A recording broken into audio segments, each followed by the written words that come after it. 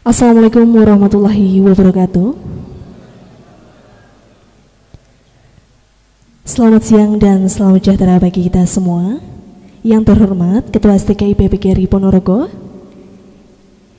yang saya hormati Wakil Ketua STKIP PGRI Ponorogo, yang saya hormati Bapak Ibu dosen, karyawan, karyawati STKIP PGRI Ponorogo, dan teman-teman yang berbahagia.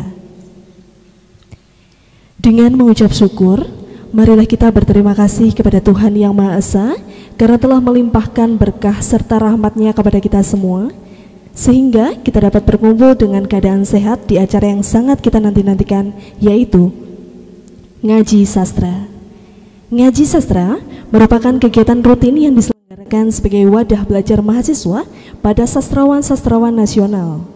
Kegiatan ini merupakan salah satu rangkaian dari kegiatan acara ngaji nulis dan sekolah literasi gratis.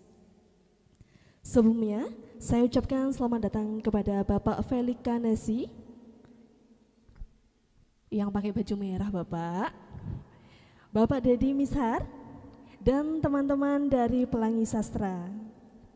Atas nama panitia, kami mengucapkan terima kasih kepada hadirin yang telah menyempatkan diri untuk menghadiri acara Ngaji Sastra pada siang hari ini. Hadirin, sebelum saya memulai, saya akan membacakan susunan acara pada siang hari ini. Acara yang pertama pembukaan, acara yang kedua sambutan, acara yang ketiga penutup. Marilah kita buka acara Ngaji Sastra di STKIP PGRI Ponorogo ini dengan bacaan basmalah bersama. Semoga dengan bacaan basmalah tadi dapat menambah kelancaran kegiatan hari ini. Acara yang kedua adalah sambutan kepada Bapak Dr. Haji Sutejo M.Hum. Disilakan untuk memberikan sambutan.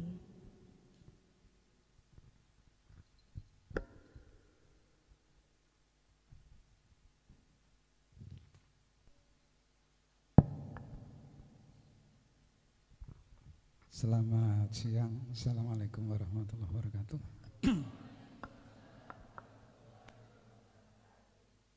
Ini fotonya ora podo.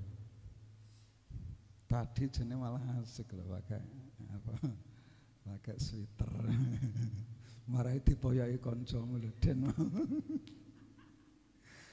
Oke, yang pertama mari kita panjatkan rasa syukur yang tidak terukur. Nah sekarang itu agak lebih mudah gitu kan, dikasihkan tulisan. Beda dengan dahulu, mungkin zaman saya dikasih Wattpad, terus Storyal, terus apa lagi ya, banyak gitu kan media-media yang kita bisa membaca di sana. Bahkan kita tidak punya buku fisik ini, asal punya HP dan punya pakai data kita bisa membaca gitu kan. Kita membaca. Langganan aja misalnya aplikasi Ipunas misalnya, dia banyak buku bagus di sana. Nah setelah itu kalau kita tidak kirim ke sana atau Wattpad itu kan, bikin kita punya novel, kita bisa tulis bab pertama, kita cicil bab kedua itu kan. Jadi Wattpad itu dan atau ngikutin di Storyal gitu kan, kita bisa membaca juga di Storyal, tapi berbayar kayaknya Storyal ya. Ada yang gratis mungkin Wattpad ya, dan banyak sih yang kita bisa baca di media saat ini di dunia digital. Jadi agak lebih dipermudah daripada dulu, saya kira itu ya. Nanti yang lebih panjang Felix.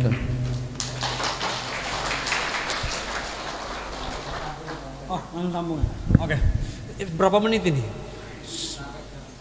Astaga, oke. Ya, 15 menit lah. Coba ya itu tadi soal digitalisasi Mas Denny sudah bilang supaya karena tidak bisa dilawan, jadi sebaiknya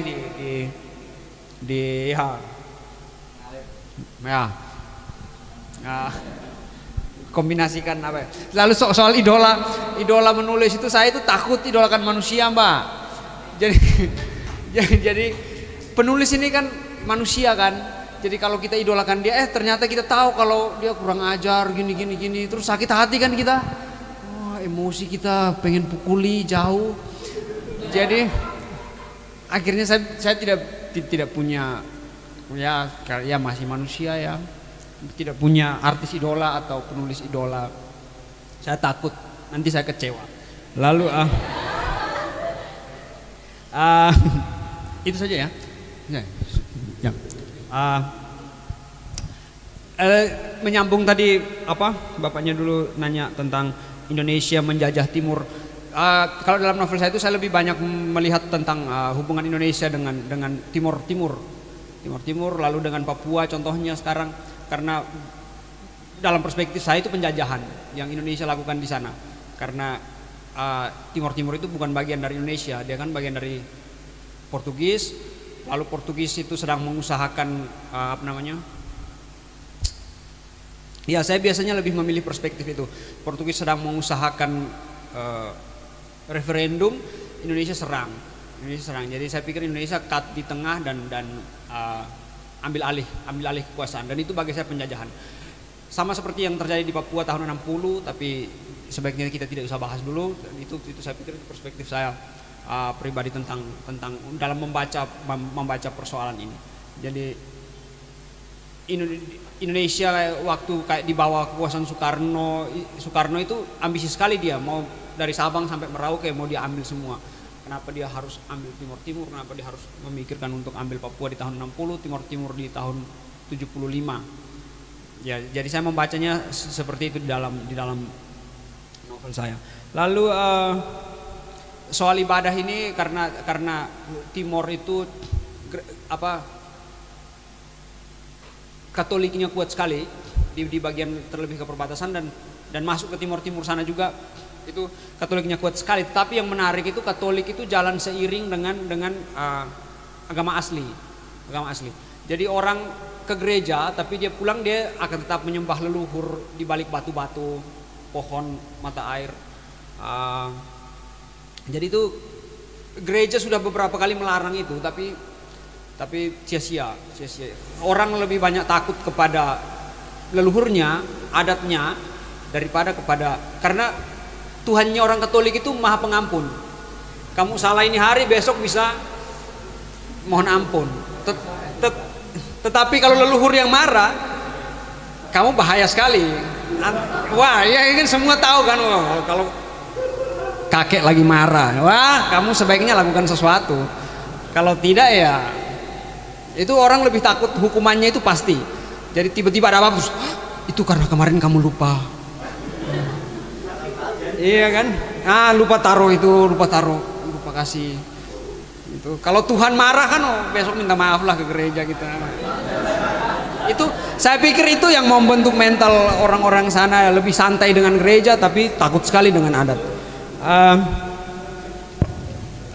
Ya Katolik salah sih, Maha Pengampun. Wah, bikin dosa dulu lah, besok minta ampun. Ada sakramen pengakuannya kan. Jadi kalau kita ke sana mengaku, selesai dosa kita, dihapuskan. Sorry ya, nggak ada pastor di sini. Ya, jadi ya. Itu ya, sorry. Lalu soal sudah tadi sama Mas Denny jawab panjang. Dan soal terapi menulis yang saya sendiri alami itu tahun 2017 ya. Saya itu sakit lambung karena itu tadi miskin, tidak makan. Saya tadi cerita di mobil kalau saya pernah menulis itu, saat saya menulis serius sekali, dan juga karena untuk menghemat pura-pura nulis aja biar lupa makan ya kan. Nulis seharian nulis. Jam 9 kaget, lapar sekali. Jam 9 lapar sekali, belum makan seharian. Jadi saya keluar ke depan kampus, karena kalau lagi lapar sekali itu bahaya kalau saya makan yang berminyak. Itu bisa apa? Ya terus lambung sakit, berminyak kan. Bahaya buat lambung. Jadi saya nasi putih kasih air, seharusnya cari bubur kan, saat bubur hangat itu enak kan. Tapi karena nggak ada bubur hangat, malam-malam orang jual lalapan semua. Nasi putih, air. 3 kali begitu bapaknya datang salaman. Dikira saya lagi puasa mutih ya.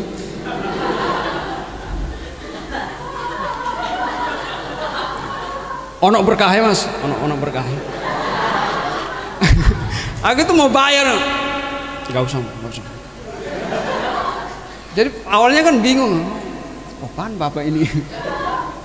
Jadi kesana lagi kan buru-buru, lagi menulis tiba-tiba harus kesana makan cepat-cepat air putih nasi putih air putih. Percaya malah ono berkahnya. Nah, ya berkahnya itu dia nggak mau saya bayar, jadi kayak nggak usah mas. Jadi ya saat-saat saya seperti itu, lalu saya sakit betulan. Saya sakit betulan, sakit yang sakit sekali. Jadi ada satu masa saya muntah. Muntahan saya habis, yang keluar kan udara. Nangis saya, nggak bisa gerak karena sakit kan. Terus antara sadar dan tidak sadar saya lihat Yesus. Kan malu ya kan Pak? Disuntik ya? Apa namanya biasanya itu halusinasi kayak gitu sudah. Dan saya tahu bahwa saya mau mati. Saya mati saat itu. Saya mati saat itu karena ini sudah kayak nyawa muntah habis dan tinggal nyawa yang tinggal dimuntahkan. Sini sudah mati. Serius ini sini sudah mati. Nyawanya sudah di sini. Dan saya berdoa, wah saya kan waktu itu ateis kan, tidak terlalu percaya Tuhan. Tapi saat itu doa yang dulu saya belajar itu keluar sendirinya. Doa apa gitu namanya? Itu doa hafalan di Katolik. Saya pikir saya mati waktu itu. Wah, tidak ada yang bisa menolong saya. Saya di UKM. Saya tinggal di lantai 2 dan mereka di lantai santai itu lagi ada acara jadi band-bandan. Dum. Gimana mau minta tolong? Bum. Ya saya pikir saya meninggal saat itu. Terus saya jatuh sendiri. Saya karena pakai ember saya jatuh. Dan saya pikir saya mati. Sesudah saya melihat kayak ini saya menangis karena ini kayak sedih banget karena apa namanya? Kayak saya belum mau mati, saya masih muda. Tapi kayak orang yang di depan saya ini kayak enggak, waktumu selesai kayak begitu. Antara sadar dan tidak sadar kayak nyawa kita sudah di sini kayak ini. Saya mati saya sudah. Akhirnya saya berhenti menangis saat saya pasrah sebenarnya. Saat saya kayak mengikhlaskan semua ya kayak ya udah nggak apa-apa lah. Terserah kamu lah ya. Jadi kamu yang udah lah pasrah kayak gitu. Awalnya kan aduh kita baru kuliah belum selesai, masih banyak hal yang jadi tidak rela itu yang buat nangis dan melawan dan tapi lalu saya ketiduran. Saya pikir sesudah saya nah sejak hari itu saya pikir saya kayak sama orang tua saya bilang saya tidak mau jadi PNS. Sebelumnya kan sungkan kan. Ya nanti saya cari kerjaan. Saya tidak mau cari kerjaan. Itu saya langsung bilang karena saya sadar kalau mati itu selesai kita semua ini. Itu sok-sok gaya mati. Tapi sesudah itu saya dipulangkan ke rumah karena tetap sakit walaupun pikiran saya ini nah di rumah itu saya pikir gelombang keduanya karena gelombang kedua. Jadi pengalaman kayak begitu dua kali, satu di Malang, satu di rumah. Pengalaman bahwa mau mati. Nah kali kedua itu saya sudah lebih ikhlas ya, sudah tidak menolak lagi. Sudahlah nggak apa-apa kalau mau mati kayak begitu. Dan pengalaman kedua itu saya pikir itu dia lebih apa namanya ya, religius, rohani. Karena saya sudah itu sakit yang parah sekali. Jadi makanya saya pikir jangan telat makan ya. Jadi awal bagi kita itu sepele, bagi kita kalau dia sudah menumpuk dan dokter juga bingung. Dokter kalau datang dokter bilang ini obatnya cuma makan. Ini karena ini sakitnya ini lambung, kena serang lambung dan sudah di sini sudah hancur katanya begitu. Karena ya saya tidak makan, saya merokok, minum alkohol terus ya saya tidak menjaga diri.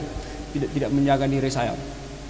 Nah, waktu di rumah itu kamu kalau sakit di rumah hari pertama, kedua, ketiga semua perhatian, cepat sembuh, astaga.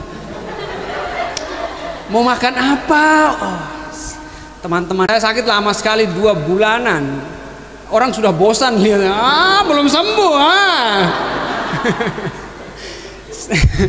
Saat itu sebenarnya kesepian yang sebenarnya. Jadi saat kamu sakit dan kamu merasa tidak berdaya, tapi orang kayak sudah malas ngurusi kamu. Oke. Kamu butuh apa ya? Jadi sakit itu sebaiknya jangan lama-lama ya. Saya merasa sendiri, saya merasa ya orang yang menjaga saya pun akhirnya dia punya kesibukan kan. Saya tidak bisa membayar dokter pribadi. Bapak ibu kita sendiri di rumah, mereka kan harus kerja untuk membiayai kita, membiayai yang lain. Jadi memang otomatis harus pergi dari rumah. Dan kita akan merasa tidak ada yang memperhatikan saya.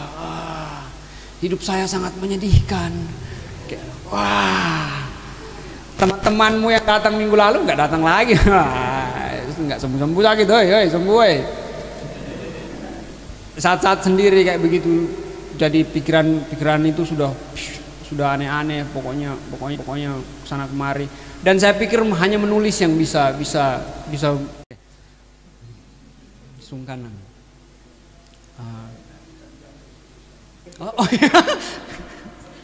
Nggak ngomong-ngomong ya. Nanti yang dekat baru. Ya, jadi kalau kecintaan pada sastra saya pikir kayak begitu. Dengan membaca sastra kita berharap kita berubah jadi manusia yang seperti apa. Kita jadi manusia yang seperti apa sesudah kita membaca buku ini. Itu saya yakin biasa buku sastra itu banyak yang kita petik, yang bisa pelajaran-pelajaran hidup yang bisa kita ambil dari situ. Lalu Mbak Dimas nggak nanya aku ya, jahat banget ya. Lalu ini bercanda. Mbak yang belakang, sorry saya benar-benar. Mbak Yeni nanya tentang fakta dan fiksi ya.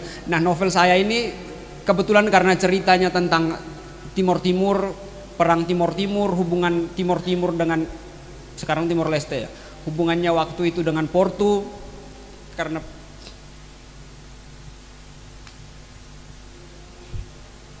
Indonesia ambil Timur Timur dari Portu. Rumah saya kebetulan di dekat perbatasan. Sekarang saya Indonesia, terus tetangga saya Timor Leste, kayak begitu. Padahal kan nenek kita satu, kayak ya contohnya seperti itu. Jadi dibagi 2 Belanda dengan. Nah, kebetulan cerita saya tentang itu. Jadi saya mencari banyak data sejarah, saya membuka lagi buku-buku sejarah, saya membuka lagi. Tapi saat saya menulis cerita itu, awalnya itu saya berpegang kepada cerita-cerita saksi-saksi mata. Jadi nenek-nenek saya yang melihat perang, dan saya juga karena masa kecil saya itu tahun 90-an. Tahun 90-an itu ada perang di Timor karena Timor Leste mau merdeka, jadi mereka berperang dengan Indonesia. Nah, tentara Indonesia banyak datang di kampung dan itu kerusuhan tiap hari. Kayak tiap hari kita dengar saja ada yang rumahnya terbakar, ada yang kepalanya dipenggal, ada yang jadi aneh-aneh. Ketawa dong, lucu. Aneh, masa kecil saya itu aneh. Tiba-tiba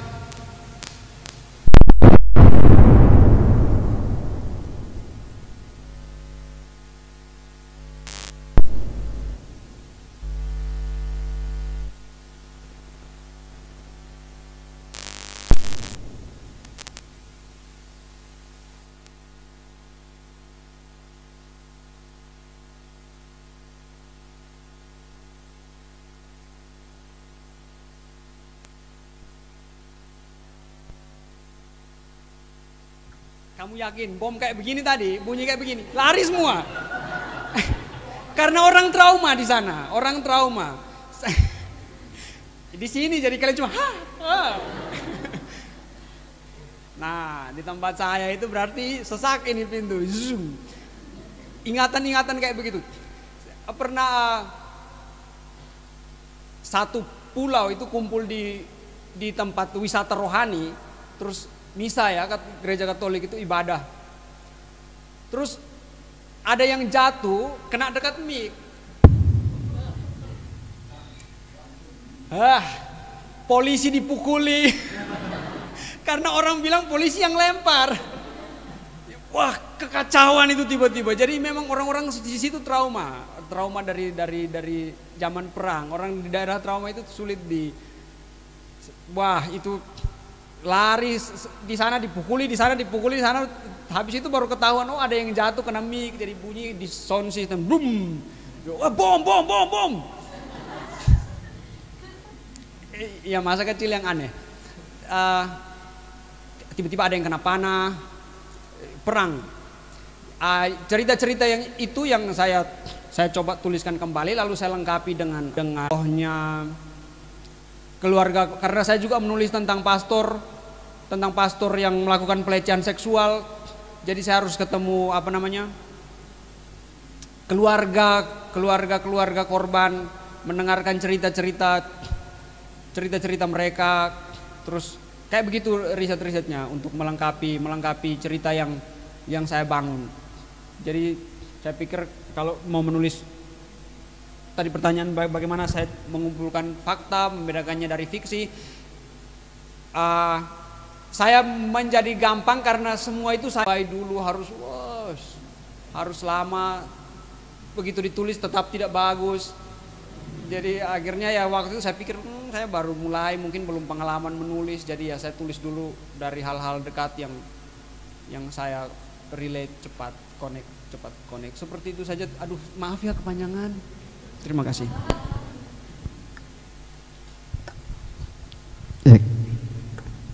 Langsung ya tadi dilema. Ini pengalaman saya. Sebelumnya dulu masa kecil saya suka baca puisi gitu kan. Tapi di awal-awal kuliah itu saya lebih banyak membaca buku-buku non fiksi.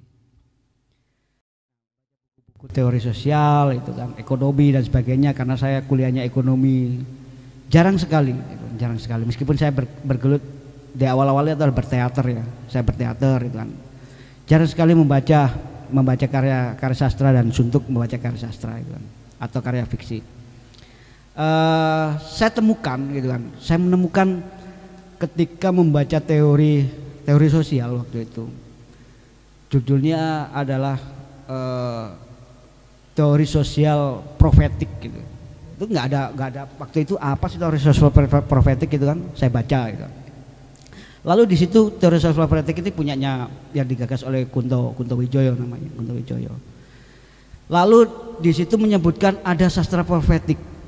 Ada ya sastra profetik gitu kan, gimana bentuknya gitu kan.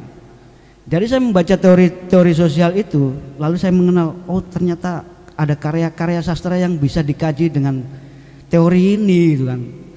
Teori yang sebenarnya bukan bukan fiksi gitu kan. Oh ada kaitannya ternyata ya. Dari situ saya memulai tahu gitu kan, mulai tahu ternyata bisa ya, gitu. Ternyata ada kaitannya ya antara fiksi dan non fiksi, itu ada kaitannya ternyata. Lalu saya cari, oh teori sastra profetik ternyata apa saja ini? Oh ini ada cerpennya Kunto, laki-laki penebang pohon kalau nggak salah ya.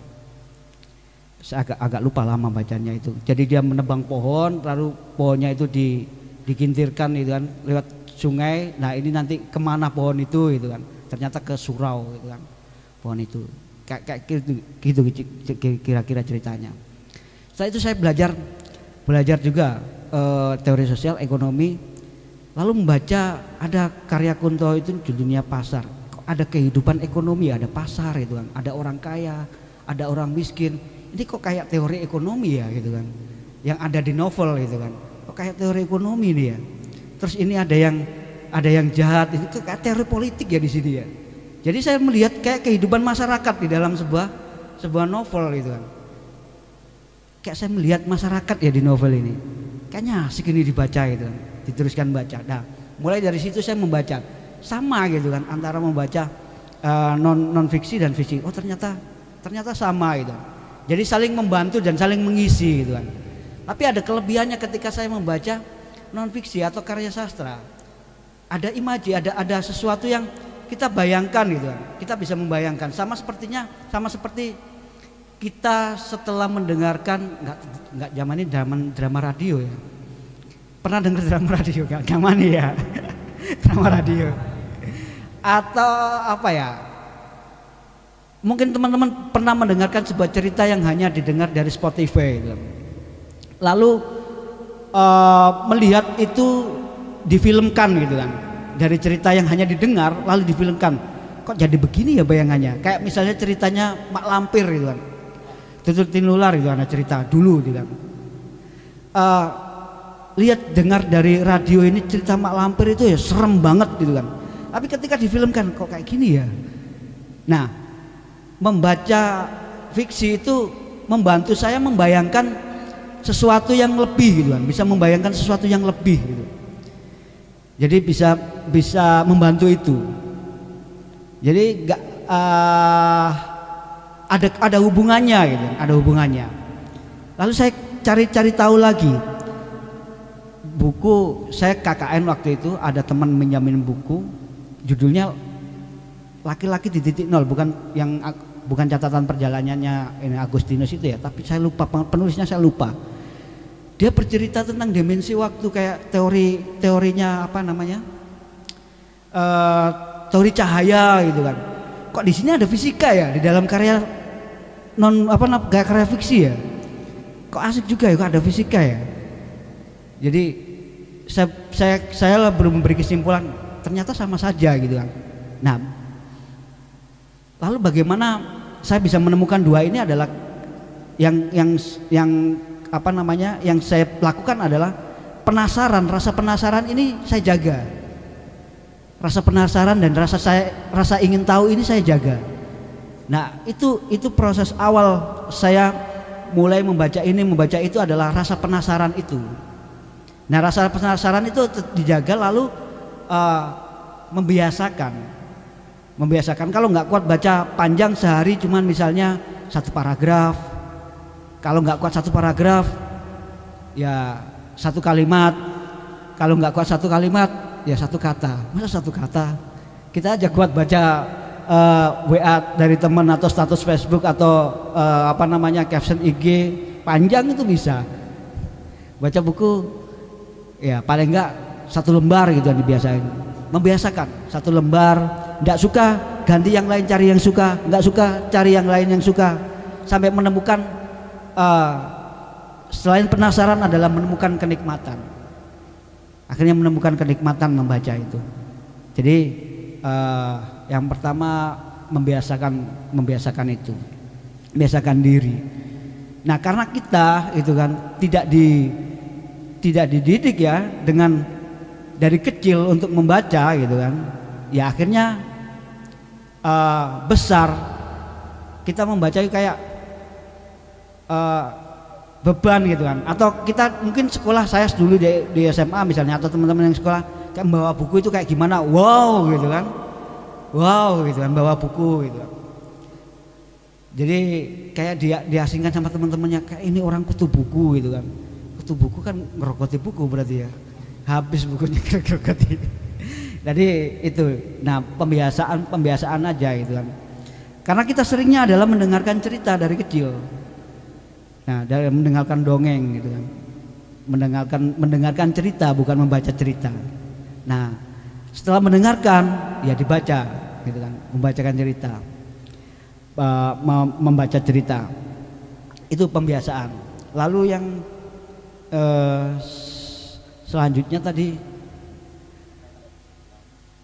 pendidikan. Ini calon guru semuanya ya? Atau terpaksa jadi guru? Ada yang terpaksa, tapi saya doakan semuanya jadi guru gitu kan. Guru itu tidak hanya harus di kelas ya. Guru bisa di keluarga gitu kan, bisa dimanapun gitu kan, guru. Jadi tidak ada batasnya orang untuk menjadi guru itu. Dan tidak ada batasnya juga orang untuk menjadi murid itu, dimanapun bisa menjadi guru dan dimanapun bisa menjadi murid.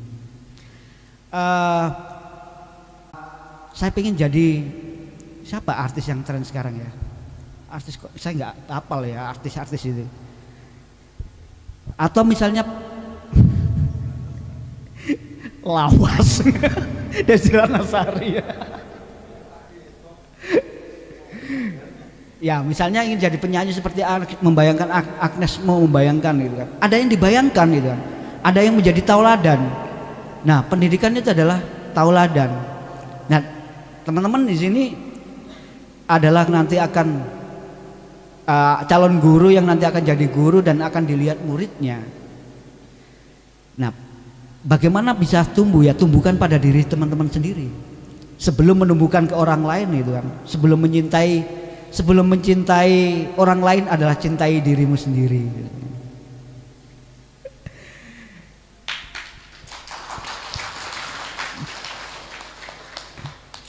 Lah iya, bagaimana bisa mencintai orang lain, mencintai dirinya sendiri aja nggak bisa gitu kan. Itu saya pernah mengajar 10 tahun dulu itu. 10 tahun menjadi seorang guru.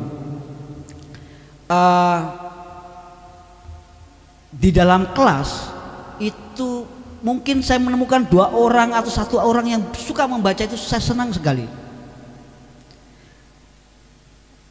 Bagaimana cara saya membaca? Akhirnya ada 5 orang gitu kan. Dari 1 orang jadi 5 orang itu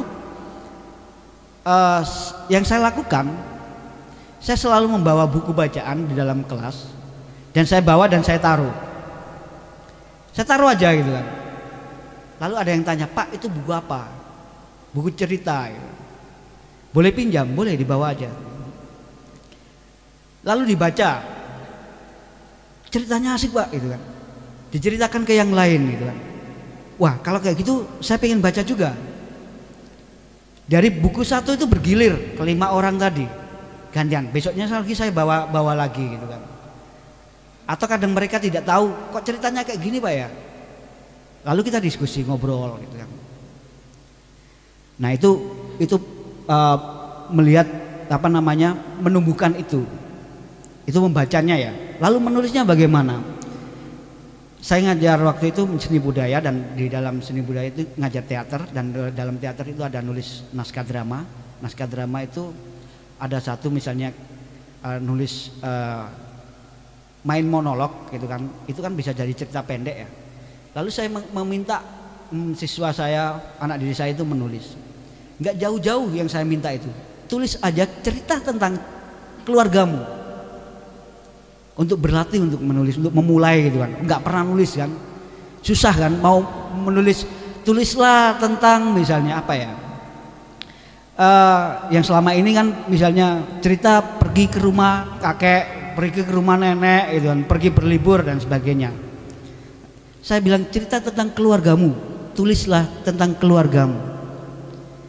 Nah yang punya masalah dengan keluarga ini curhat di situ. Tapi nggak masalah gitu kan, itu bagian dari katanya sekarang healing ya, self healing. Dia cerita gampang aja, tumpahkan cerita kayak curhat gitu kan, ditulis saja, mereka tulis. Akhirnya cerita tentang keluarga, bagaimana misalnya dia tengkar sama ibunya gitu. Kalau suruh nulis, bila tulis tentang sesuatu yang jauh dari dirinya susah. Seperti yang dia bilang Felix tadi. Dia harus menulis tentang Jawa, mikir banget. Kalau tadi tentang Timur, ya udah tinggal denger gitu kan. Nah, saya minta untuk nulis tentang cerita keluarga, udah tulis saja. Kamu mau perannya jadi kakak, adik, atau diri kamu sendiri terserah. Lalu mereka nulis gitu kan. Dapat berapapun mereka nulis. Namanya imajinasi. Ya, namanya imajinasi gitu kan. Nah, menambahkan biar agak bagus lagi gitu kan, menambahkan settingnya di mana, tempatnya di mana gitu kan, ya tempatnya di mana, menambahkan itu. Nah akhirnya dari yang kita alami, oh akhirnya bisa. Lalu yang kedua, setelah mereka menulis dirinya sendiri, lalu saya kasih bacaan hal-hal yang mirip dengan cerita itu dari karya sastra ya, yang ceritanya adalah tentang keluarga gitu kan. Coba baca ini, kok mirip Pak ya gitu kan. Nah, semacam kayak gitu, itu cara menumbuhkannya kalau saya ya, kayak itu. Lalu kayak gitu ya, tadi gimana?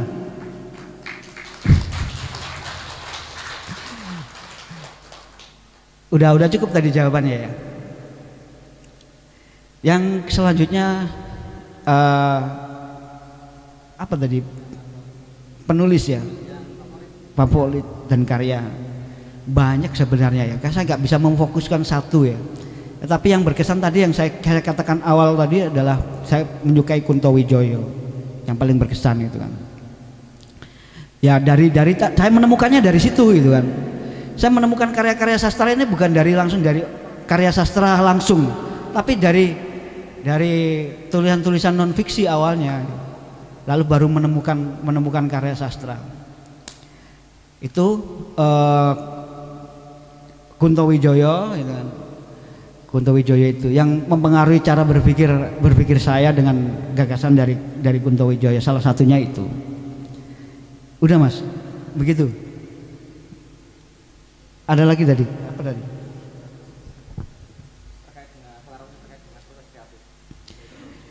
Ya, saya mencoba untuk belajar dari Kunto proses kreatifnya bagaimana gitu kan. Terutama tidak persis dengan Kunto gitu kan, tapi teori profetiknya itu yang saya coba pakai dalam konsep saya gitu kan. Meskipun ya nggak sampai ke situ gitu kan, tapi coba saya belajar gitu kan. Saya belajar untuk itu. Itu salah satu sih, banyak juga yang lain itu kan. Banyak tentang yang mempengaruhi, salah satunya itu Kunto Wijoyo yang saya sukai. Lalu selanjutnya tadi sudah ya, ada lagi? Sudah, oke. Begitu. Ada feedback?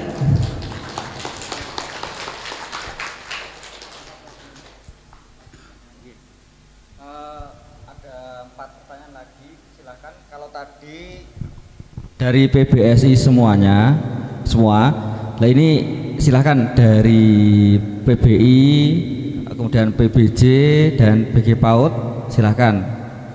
Dosen juga boleh ya, monggo.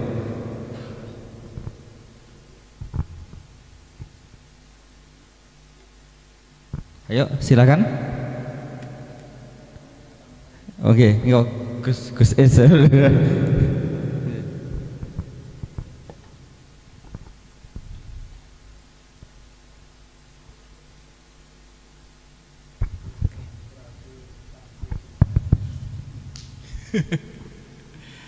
Assalamualaikum. Salam Bang Denny dan Bang Felix. Tadi terkait konsep profetiknya Kunto Wijoyo, mungkin karena saya latar belakangnya memang pendidikan, jadi sedikit menarik korelasi ya, bagaimana menghubungkan antara konsep profetiknya Kunto Wijoyo dalam dunia sastra, utamanya humanisme, kemudian transenden dan liberasinya. Mungkin itu saja. Terima kasih.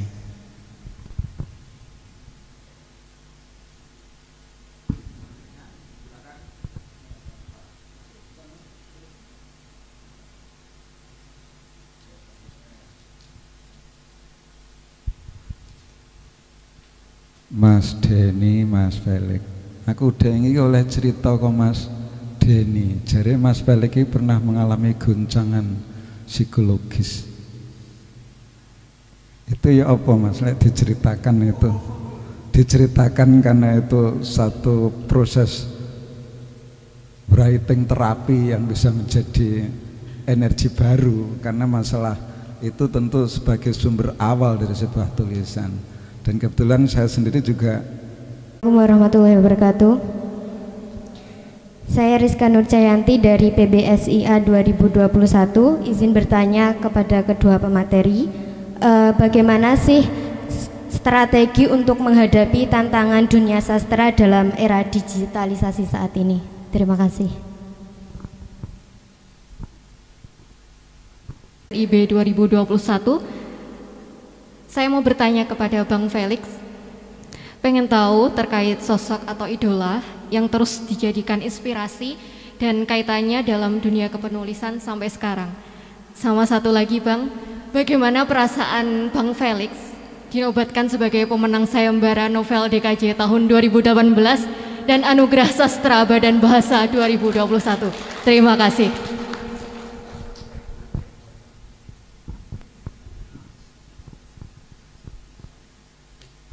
Terima kasih kepada Bapak dan teman-teman mahasiswa yang sudah bertanya. Ada 4 pertanyaan, Bang Felix dan Mas Denny. Monggo Mas. Oh iya. Mas Denny dulu. Tadi teori Kunto ya. Dalam gini, kadang-kadang antara penulis dan kritikus dan pembaca ini kan agak beda ya. Ketika penulis itu terbebani dengan yang tadi ya, dengan teori-teori itu kan akhirnya jadi nggak agak berat untuk maksudnya susah mau menuliskan gitu kan, susah menuliskan. Tapi konsep itu ada misalnya.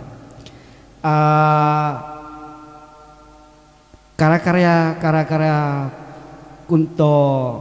Kunto itu misalnya spiritualitas trasendensi gitu kan, trasendensi. Kalau Kunto itu trasendensi aktif ya, maksudnya jadi orang itu berdoa tidak hanya berdoa, tapi dia berbuat sesuatu terhadap doanya itu. Yang dia ingin pandai ya belajar itu kan. Semacam gitu kalau trasendensinya. Itu ada di kepasrahan itu ada di beberapa cerpennya gitu kan. Ada beberapa cerpennya. Lalu humanisme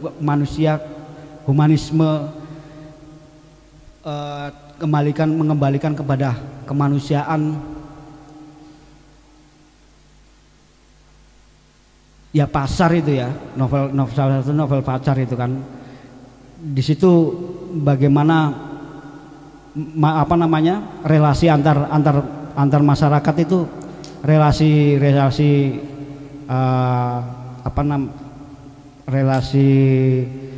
mantri pasar, relasi, saya agak lama bacanya ini. Jadi ada hubungan dan bagaimana kita melihat di situ ada gitu kan, ada pengisapan, ada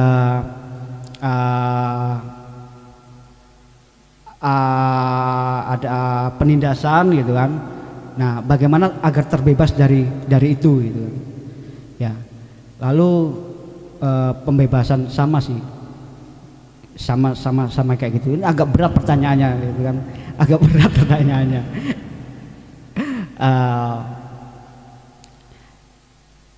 Ya begitu tadi pertanyaannya ya. Pertanyaannya begitu tadi ya. Bagaimana membaca sastra profetik dalam karya sastra. Ya. Ya Kunto di konsep-konsep Kunto itu begitu, misalnya kalau dalam selain ada mentawal dari Nabi. Jadi hal-hal yang dilakukan oleh Nabi ini dijadikan inspirasi gitu kan. Jadikan inspirasi dalam hal kita hidup bermasyarakat dan bermanusia gitu kan, jadi manusia. Jadi semacam itu sih.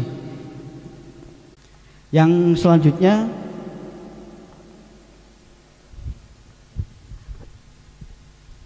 ada feedback? Ada. Biar jelas, agak jelas pertanyaannya tadi. Coba. Terima kasih Bang Denny. Jadi ya saya sejujurnya karena memang terkait sastra baru bagi saya, dunia baru. Latar belakang saya memang dari pendidikan. Kebetulan S3 saya ada mata kuliah Prophetic Education. Di situ saya baca betul dalam bukunya Kunto Wijaya terkait paradigma Islam. Ya, saya temukan 3 konsep itu terkait humanisme, liberasi dan transendensi. Di sini yang saya mungkin akan saya tanyakan adalah dari sisi humanisasinya. Mungkin ini juga nyambung dengan Bang Felix dalam novel dalam bukunya Orang-orang Otemu. Di situ memang penuh dengan catatan sejarah. Ya, mungkin bahwa bangsa Indonesia yang menjajah orang-orang Timur. Ya, ya ini mungkin perbandingan disparitas bahwa